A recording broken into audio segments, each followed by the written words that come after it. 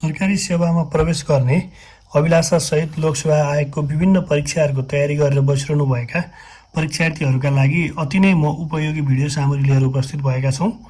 आशा गर्छौँ कि तपाईँहरूले आजको भिडियो अन्तिमसम्म ध्यानपूर्वक हेर्नुहुनेछ। साथै भिडियो हेर्दै गर्दा कापीमा नोट गर्न पनि सक्नुहुनेछ। आज हामीले नेपालको वर्तमान संविधानबाट विगतमा पटक पटक सोधिएका प्रश्नहरू समेटेर यो भिडियो तयार गरेका छौँ। लोकसेवाको अधिकांश परीक्षाहरू चाहे जीके एमसीक्यू होस् वा लिखित दुवैको लागि संविधान एक निकै नै महत्त्वपूर्ण च्याप्टर मानिन्छ। यो भिडियोमा तपाईँले 70 भन्दा धेरै संविधान सम्बन्धी बारम्बार सोधिएका प्रश्नहरू र त्यसको जवाफ पाउनुहुनेछ। अब ढिला नगरिकन आजको भिडियो सुरुवात गरौँ। आजको पहिलो प्रश्न रहेको छ, नेपालको संविधान कहिले जारी भयो? नेपालको संविधान विक्रम 2072 साल असोज 3 गते जारी भयो। यो निकै नै सोधिएको प्रश्न हो। नेपालको संविधान विक्रम 2072 साल असोज 3 गते जारी भएको थियो। नेपालको संविधानमा कति भाग, धारा र अनुसूचीहरू रहेका छन्? नेपालको वर्तमान संविधानमा 35 भाग, 308 धारा र 9 अनुसूचीहरू रहेका छन्। वर्तमान संविधान नेपालको मूल कानुन हो भनेर संविधानको कति धारामा लेखिएको छ? धारा 1 मा। नेपालको संविधान कसबाट जारी गरियो? नेपालको संविधान तत्कालीन राष्ट्रपति रामवरण यादवबाट जारी गरियो। नेपालको संविधान जारी गर्दा नेपालका प्रधानमन्त्री को थिए? प्रधानमन्त्री सुशील कोइराला। संविधान सभाबाट संविधान जारी गर्ने विश्वको पहिलो राष्ट्र कुन हो? फ्रान्स, सन् 1789। संविधान सभाबाट संविधान जारी गर्ने विश्वको पहिलो राष्ट्र फ्रान्स हो, जसले सन् 1789 मा संविधान जारी गरेको थियो। नेपालमा संविधान निर्माणका लागि प्रथम संविधान सभा निर्वाचन कहिले भयो? विक्रम 2064 साल चैत्र 28 गते। विक्रम 2064 साल चैत्र 28 गते पहिलो संविधान सभा निर्वाचन भयो। पहिलो संविधान सभा विघटन भएपछि, जसले संविधान दिन नसकेपछि त्यो संविधान सभा विघटन गरिन्छ र दोस्रो संविधान सभाको निर्वाचन हुन्छ। नेपालमा संविधान निर्माणको लागि दोस्रो संविधान सभाको निर्वाचन विक्रम 2070 साल मङ्सिर 4 गते भयो र त्यही संविधान सभाले विक्रम 2072 साल असोज 3 गते संविधान दिएको थियो। नेपालमा संविधान जारी गर्नको लागि 2 पटक संविधान सभा निर्वाचन भयो। नेपालको वर्तमान संविधानमा सार्वभौम सत्ता, राजकीय सत्ताको सम्बन्धमा के व्यवस्था गरिएको छ?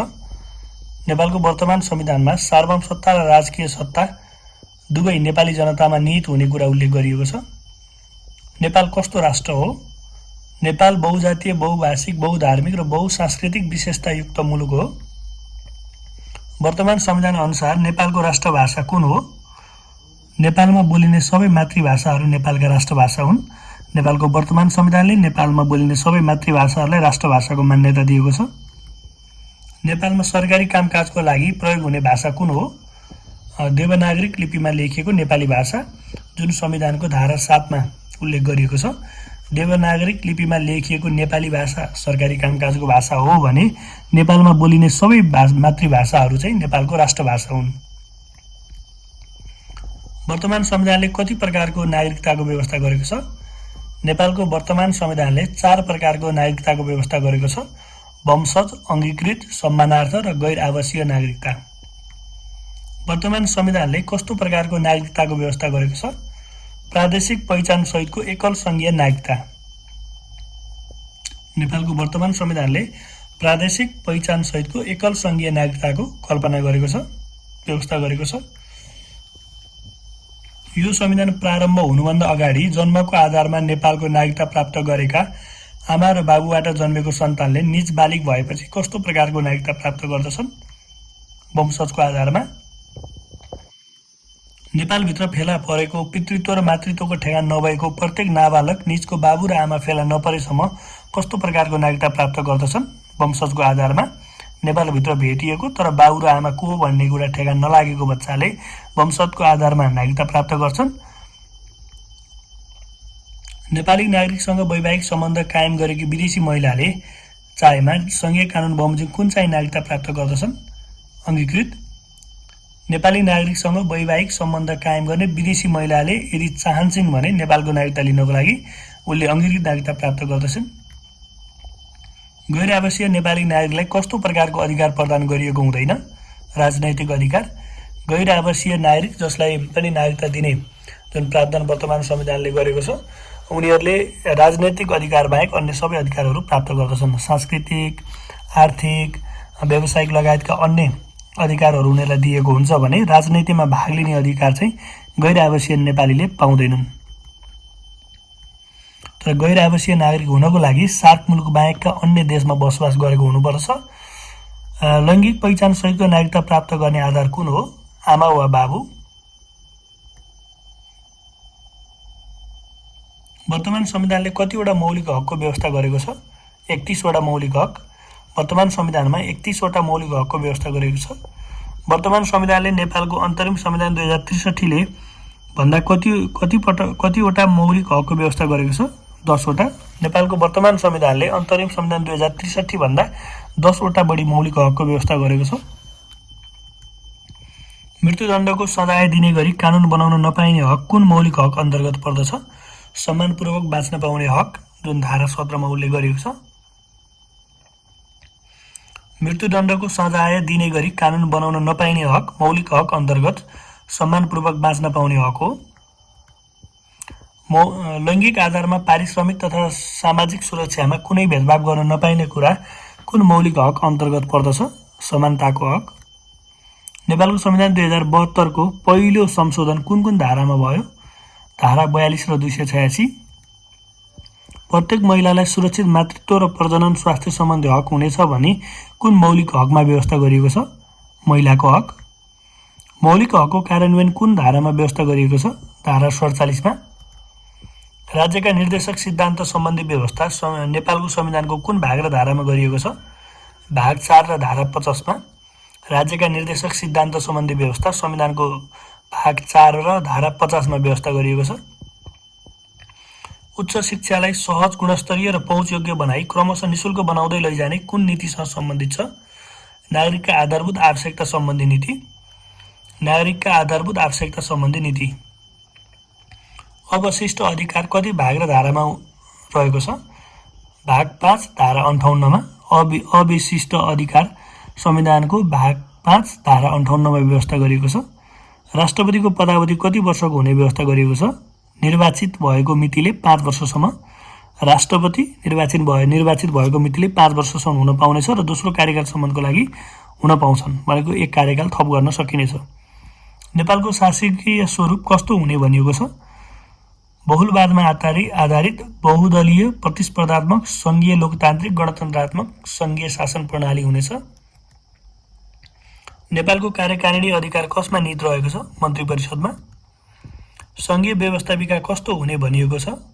2 सदनात्मक, प्रतिनिधि सभा र प्रदेश सभा, प्रतिनिधि सभा र राष्ट्रिय सभा। यसलाई फेरि सुन्नुहोस्। सङ्घीय व्यवस्थापिका कस्तो हुने भनिएको छ? 2 सदनात्मक, एउटा प्रतिनिधि सभा र अर्को राष्ट्रिय सभा। महाअभियोगको व्यवस्था कति धारामा गरिएको छ? धारा 101 मा। महाअभियोगको व्यवस्था संविधानको धारा 101 मा व्यवस्था गरिएको छ। विशेषाधिकारको व्यवस्था नेपालको संविधानको कुन धारामा गरिएको छ? धारा 103। विशेषाधिकारको व्यवस्था संविधानको धारा 103 मा व्यवस्था गरिएको छ। संविधान र कानुनको व्याख्या गर्ने अन्तिम अधिकार कसलाई रहेको छ? सर्वोच्च अदालतलाई। न्याय सेवा आयोग कति सदस्यीय हुने व्यवस्था रहेको छ? अध्यक्षसहित 5 सदस्य। अध्यक्षसहित 5 सदस्य न्याय सेवा आयोग हुने व्यवस्था गरिएको छ। संविधानको पालना गर्नु प्रत्येक व्यक्तिको कर्तव्य हुनेछ भने नेपालको संविधान 2072 को कुन धारामा उल्लेख गरिएको छ? धारा 1 को उपधारा 2। नेपालको सार्वसत्ता राजकीय सत्ता कसमा निहित रहेको छ? जनतामा। नेपालमा बोलिने सबै मातृभाषाहरू राष्ट्रभाषा हुन् भनी नेपालको संविधानको कुन धारामा उल्लेख गरिएको छ? धारा 5 मा। नेपालको राष्ट्रिय झण्डा बनाउने तरिका कुन अनुसूचीमा उल्लेख गरिएको छ? अनुसूची 1 मा। नेपालको राष्ट्रिय झण्डा बनाउने तरिकाको सन्दर्भमा अनुसूची 1 मा उल्लेख गरिएको छ। कुनै पनि व्यक्तिलाई पक्राउ भएको कारण सहितको सूचना नदिई थुनामा राखिने छैन भनी कुन मौलिक हकमा व्यवस्था गरिएको छ? धारा 20 मा रहेको न्याय सम्बन्धी हक यो मौलिक हक अन्तर्गत रहेको छ। धारा 20 न्याय सम्बन्धी हक। सम्पत्तिको हक सम्बन्धी कुन धारामा व्यवस्था गरिएको छ? धारा 25 यो पनि मौलिक हक अन्तर्गत रहेको छ।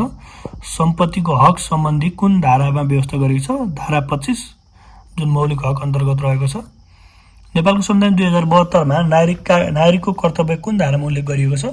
धारा 48। नेपालको वर्तमान संविधान अनुसार नागरिकको कर्तव्यका सम्बन्धमा धारा 48 मा व्यवस्था गरिएको छ, जहाँ 4 वटा नागरिकका कर्तव्यहरू उल्लेख गरिएको छ। नेपाललाई समावेशी राज्य भनेर नेपालको संविधानको कुन धारामा उल्लेख गरिएको छ? धारा 4 मा। नेपाललाई समावेशी राज्य भनेर नेपालको संविधानको धारा 4 मा व्यवस्था गरिएको छ। नेपालको संविधानको कुन अनुसूचीमा प्रदेश र सम्बन्धित प्रदेशमा रहने जिल्लाबारे व्यवस्था गरिएको छ? अनुसूची 4 मा। नेपालको संविधानको कुन अनुसूचीमा प्रदेश र सम्बन्धित प्रदेशमा रहने जिल्लाबारे व्यवस्था गरिएको छ? अनुसूची 4 मा। नेपालको संविधानमा राष्ट्रपतिको पदावधि कति वर्षको हुने व्यवस्था गरिएको छ? 5 वर्ष। राज्यका नीतिहरू कतिवटा छन्? 13 वटा। राजस्व स्रोतको बाँडफाँड भनेर कुन धारामा व्यवस्था गरिएको छ? धारा 60। राजस्व स्रोतको बाँडफाँड भनेर नेपालको संविधानको धारा 60 मा व्यवस्था गरिएको छ। नेपालको संविधान अनुसार राष्ट्रपति हुन कति वर्ष उमेर पुरा भएको हुनुपर्दछ? 45 वर्ष। राष्ट्रपति र उपराष्ट्रपतिले को समक्ष पद तथा गोपनीयताको शपथ लिनुपर्ने व्यवस्था रहेको छ? राष्ट्रपतिले प्रधान न्यायाधीश र उपराष्ट्रपतिले राष्ट्रपति समक्ष। राष्ट्रपतिले प्रधान न्यायाधीश समक्ष शपथ ग्रहण लिन्छन् भने उपराष्ट्रपतिले चाहिँ राष्ट्रपति समक्ष पद तथा गोपनीयताको शपथ लिनुपर्ने व्यवस्था रहेको छ। महाभियोगको व्यवस्था कुन धारामा गरिएको छ? धारा 101। विशेषाधिकारको व्यवस्था कुन धारामा उल्लेख गरिएको छ? धारा 103।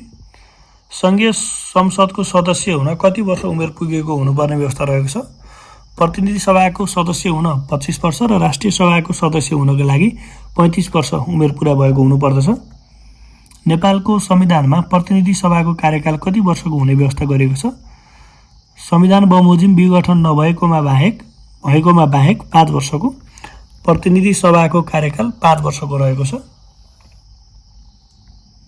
संघीय व्यवस्थापिका कति सदस्य हुने व्यवस्था रहेको छ? संघीय व्यवस्थापिका कति सदस्य हुने व्यवस्था गरिरहेको छ? 334 सदस्यीय। नेपालको संविधान 2072 मा अध्यादेश सम्बन्धी व्यवस्था कुन भाग र धारामा व्यवस्था गरिएको छ? भाग 9 धारा 114।